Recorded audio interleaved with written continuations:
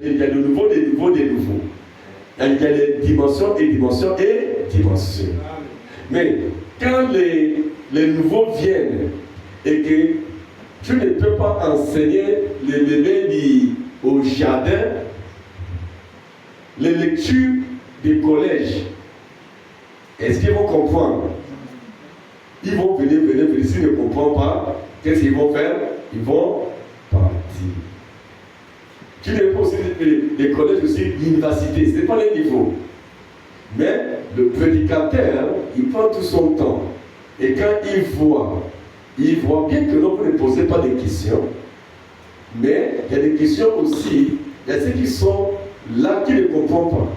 Mais les thèmes et les dimensions spirituelles de la parole et que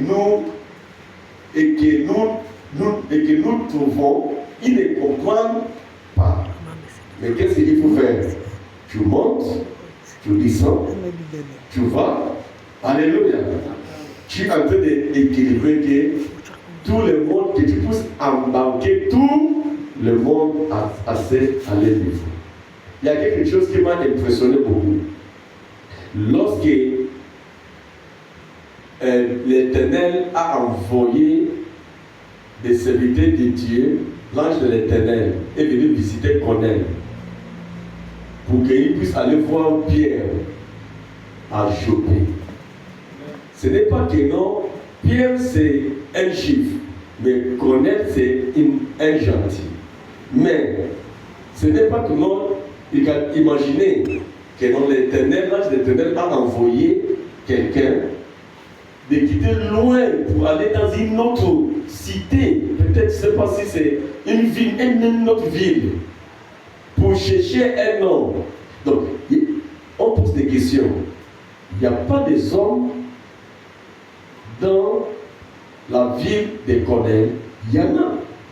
Mais l'Éternel est parti chercher, l'ange de l'Éternel est parti chercher un ministère de l'autre ville pour qu'il puisse venir le ouvrir les yeux. Alléluia.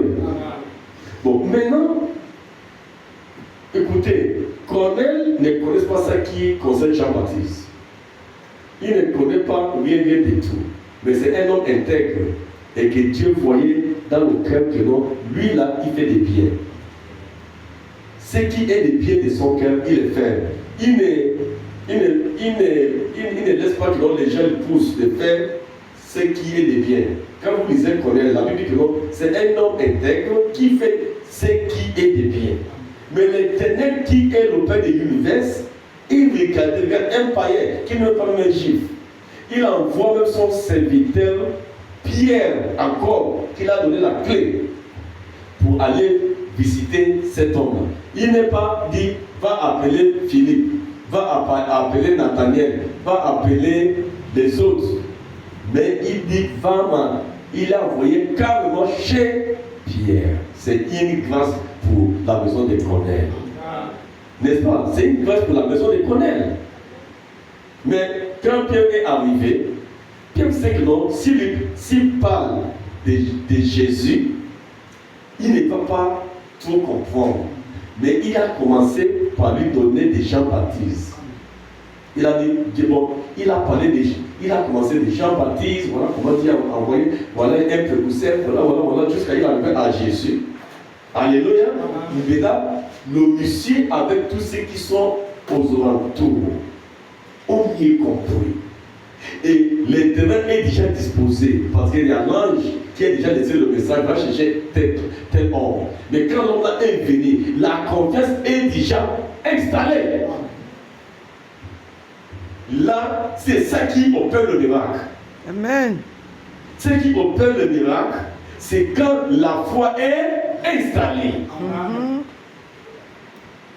Si vous avez la foi en moi et que j'ai confiance en vous, je dis que nous sommes amène un mot. Avant même qu'on prononce un mot, la mort est déjà ressuscitée. Amen. Mais si notre cœur ici n'est pas uni, le cœur est ailleurs. Donc, qu'on peut dire Dieu pour tous, chacun pour soi. On peut prier, casser la tête. Dieu, l'Éternel ne peut pas répondre. Mais qu'est-ce qui crée la confiance? L'Éternel a déjà averti qu'on est que voici. Pierre, il a dit qu'on va chercher même, il prononce le nom Pierre. Voilà, un homme comme ça qui s'appelle Pierre. Et quand les serviteurs de Dieu partent dans cette ville, ils trouvent aussi l'homme qu'on appelle aussi Pierre. Et quand Pierre vient, l'homme commence à rencontrer comment l'ange est venu